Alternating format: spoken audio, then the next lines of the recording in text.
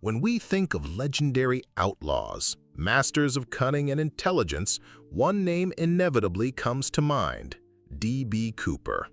His story has inspired countless films and television series, with some productions even featuring him as a central character, like in Prison Break. Hello everyone, and welcome to DramaCrimePodcast EP.3. Today, we're diving into the most extraordinary mystery in American commercial aviation history. Picture this scene: November 24th, 1971, Thanksgiving Day. An ordinary-looking man boards a flight from Portland to Seattle. After threatening to detonate a bomb, he successfully extorts $200,000, then leaps into the dark wilderness with a parachute. And from that moment, he vanished as if he never existed. This man was D.B. Cooper, a legendary bandit who became an icon of courage, brilliance, and mystery. He remains the only person in history to successfully hijack an aircraft and escape without ever being captured. Today, we'll search for the truth about D.B. Cooper.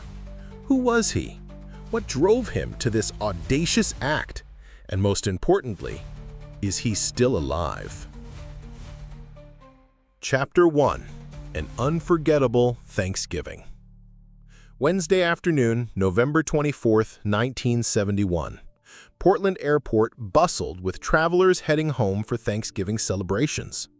A lone man approached the Northwest Orient Airlines counter.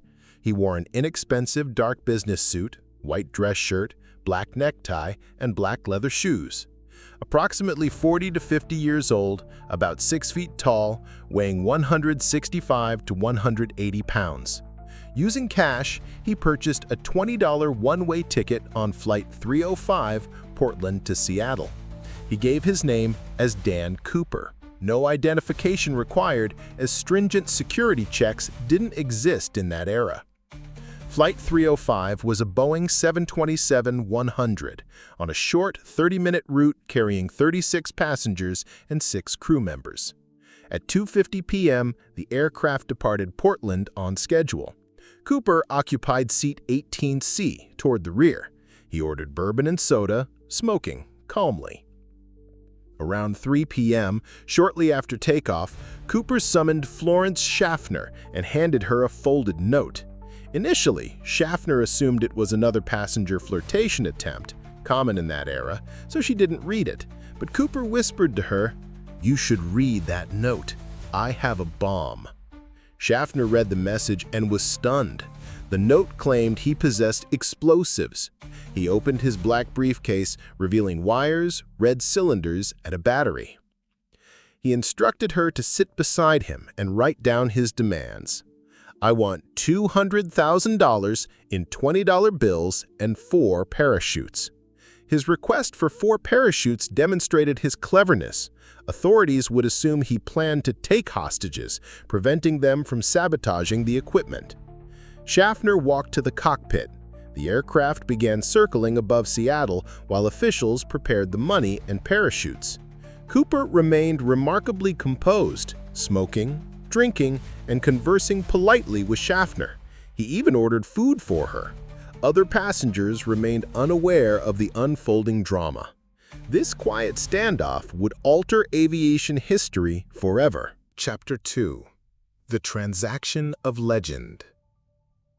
At 5:24 p.m., Flight 305 landed at Seattle-Tacoma International Airport after circling for 2.5 hours. Cooper received exactly what he demanded: $200,000 cash, equivalent to $1.3 million today, in $20 bills, 10,000 notes weighing 21 pounds. 4 parachutes, one of which was a training chute sewn shut. Cooper examined the money and parachutes with professional expertise. He selected 2 parachutes and used cord from the remaining chutes to secure the money bag, demonstrating parachuting knowledge. After releasing 36 passengers and 2 crew members, Cooper ordered the aircraft to continue to Mexico City with a fuel stop in Reno, Nevada. He specified detailed flight conditions: Maximum speed, 200 miles per hour. Maximum altitude, 10,000 feet. Full landing configuration, flaps extended. Landing gear lowered. These specifications made the aircraft fly slowly and steadily, perfect for parachuting. Cooper knew exactly what he was doing. At 7:40 p.m., the aircraft departed Seattle again, now carrying only 4 crew members: Captain William Scott, First Officer Bill Radizak, flight engineer, and flight attendant Tina Mucklow. Cooper ordered the crew to the cockpit, leaving him alone in the rear cabin.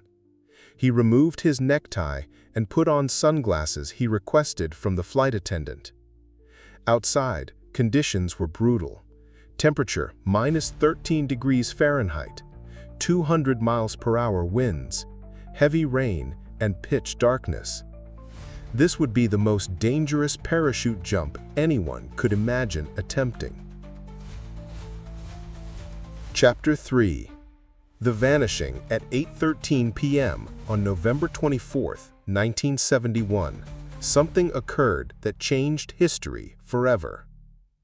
Captain Scott felt the aircraft's tail section lift slightly, and cabin pressure changed. Instruments indicated the aft stairs and rear door had been opened. D.B. Cooper had jumped into the black void. The approximate jump location was deep forest in southwestern Washington state, near Ariel, about 25 miles north of Portland. He leaped under horrendous conditions: 200 miles per hour winds, heavy rainfall, complete darkness, rugged mountain terrain. Dressed in a business suit and dress shoes. Nobody believed he could survive. The FBI opened investigation case Norjack, becoming one of the longest-running and most resource-intensive cases in FBI history. The search began immediately. SR-71 Blackbird aircraft took aerial photographs. Ground search teams deployed. Helicopter reconnaissance. River searches. But no traces of Cooper or the money were found. FBI analysts concluded survival chances were minimal. Non-steerable parachute, dangerous mountain terrain, severe weather conditions, inappropriate clothing. Yet his body was never discovered. In the first 5 years, the FBI investigated over 800 suspects, but eliminated nearly all of them. In 1980, 8-year-old Brian Ingram was playing on the Columbia River shore near Vancouver when he found deteriorated $20 bills in the dirt, worth $5,800. The serial numbers matched Cooper's ransom money. However, further searches yielded nothing, and the discovery location was about 20 miles from the presumed jump zone. In 2016, after 45 years, the FBI officially closed the case to allocate resources elsewhere. But the mystery endures forever. Chapter 4. Suspects and Theories. Over 50 years, numerous suspects have been proposed as D.B. Cooper, but none confirmed. Richard Floyd McCoy Jr. stands as the most intriguing prime suspect. In 1972, he executed a nearly identical hijacking using a Boeing 727, obtaining $500,000 ransom before parachuting to freedom. McCoy was a former Army paratrooper with parachuting skills and aircraft experience, but he was younger and taller than Cooper's description. Recently, in 2023, McCoy's children delivered parachutes and harnesses to the FBI, items they discovered in their family's storage, believing them to be equipment their father used in the D.B. Cooper case. Robert Rackstraw was a Vietnam veteran with extensive criminal history, including murder, robbery, and document forgery. In 1978, he faked his death by sending false distress signals from an aircraft. Private investigation teams believe they discovered coded messages Rackstraw sent after the hijacking, but the FBI rejected this theory. Kenneth Christensen worked for Northwest Orient Airlines and possessed parachuting skills from military service. 1 year after the hijacking, he purchased a house with cash. Lynn Doyle Cooper, his niece, reported that in 1971, she heard her uncle say, "We did it. Our money problems are over. We hijacked an airplane." However, the FBI investigated and eliminated him. Currently, several amateur investigators continue pursuing leads, including Eric Ulis, who organizes annual CooperCon meetings and still searches for Cooper's parachute in the wilderness. Ulis believes DNA analysis from Cooper's abandoned necktie and searches for titanium antimony metallic elements found on the tie might lead to identification. But after 50 years, the truth remains a puzzle. D.B. Cooper might have been an ordinary man who got lucky one night, a skilled military veteran, a professional criminal, or someone who died that very night. What's certain is that he created an unforgettable legend.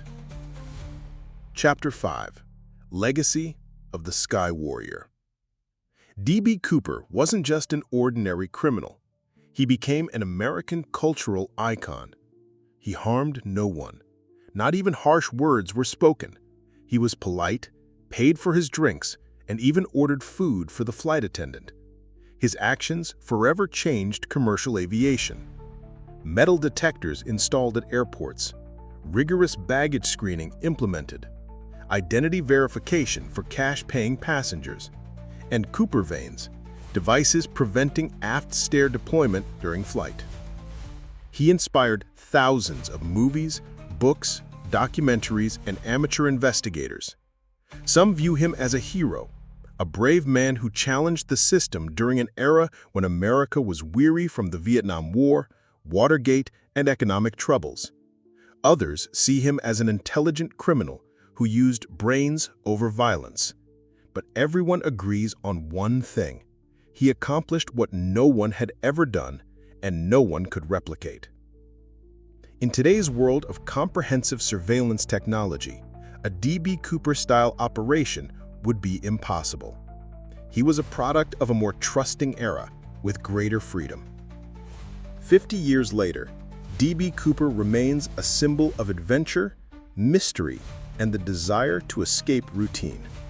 He proved that in a technology-controlled world, space still exists for mystery, and humans can still disappear completely. Conclusion: the eternal enigma. Who was D.B. Cooper? We may never know. Perhaps he was just an ordinary man who got lucky one night. Maybe he was a professional who planned meticulously. Or perhaps he perished in that frigid forest that very evening. But what he left behind wasn't merely a puzzle. It was the feeling that in a seemingly predictable world, room still exists for the impossible. He reminds us that sometimes perfect disappearance is victory itself. In the deep forests of Washington state, beneath moonlight, there might still be scattered coins, nylon fabric pieces, or ancient bones awaiting discovery. But until that day arrives, D.B. Cooper will remain legendary, a symbol of the courage, intelligence, and mystery that humanity craves. Thank you for listening to the story of D.B. Cooper, the ultimate legendary bandit. That's all the time we have today. If there are any errors in the information, I apologize here. Thank you everyone for following Drama Crime Podcast. Don't forget to like and subscribe to encourage us. See you next time with other mystery cases still awaiting answers. That wraps up our episode today. Thanks so much for joining me, and I'll see you again in the next one. Take care.